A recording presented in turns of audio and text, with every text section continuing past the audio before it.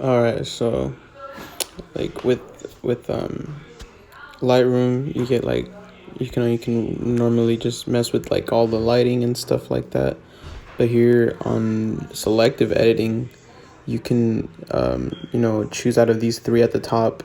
See, like for example, if I wanted to just only edit the car, you'd actually be able to just choose the car alone, and then you can use this little eraser thing right here, and then you can grow how big you want it, and you can erase little by little the stuff that you don't want to edit, of course. So you like can increase the flow, that way it can like take it out a little quicker. So doing that, you'll get better results in your editing. And then so once you do that, you can increase the clarity on the car. I don't try not to put too much clarity on it, because then it really like kind of makes it look kind of weird. But here, let's get to perfect. Dehazing is also good to do. I use a little bit of sharpness as well.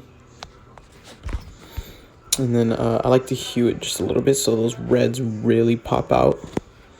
And then right there is when you can mess with the exposure. I usually put the contrast down to give it a nice, like realistic kind of like feel, like a raw texture. Put up the highlights a little bit to get those lights brighter. Shadows, you want to see a little bit more of like undercarriage and everything and whatnot. And then whites up a little bit, like increases the brightness. And then blacks is when I'll put them down a little bit. That looks good. And then see with the rest of it, now you can actually do that again, do the same thing again, and grab this, and then instead you invert it with this little one right here on top of the trash bin. And that allows you to edit everything that is on the exterior of the car that's not the car.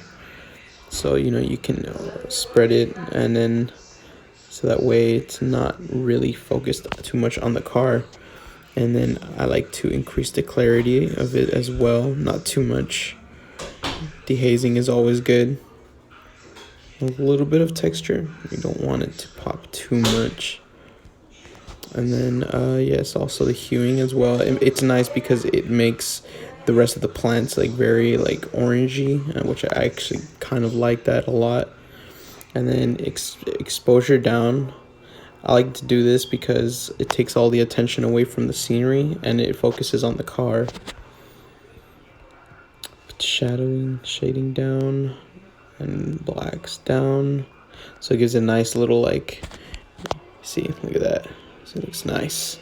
And then one thing I do really like to focus on is I like light flares, so I'll make like a huge like little circle right here in the corner, and I'll boost up the exposure just a bit so it's like a nice little lens flare. Put a little bit of warm temperature on it to give it a good lighting. Sometimes I like to tint it just a little bit more on towards the pink side. Gives it a nice little look. And then I'll dehaze it so that way it doesn't interfere with the car. And so once you do that, I like to also add a crossfade effect in here. And I'll use it to bring it up towards the bottom of the car and bring the exposure down.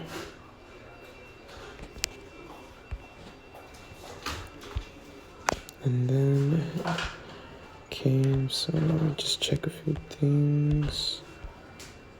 The lights look good. And yeah, that's pretty much my process to doing it. But yeah, this is one of the things that you can do with selective editing. So I do recommend you check it out.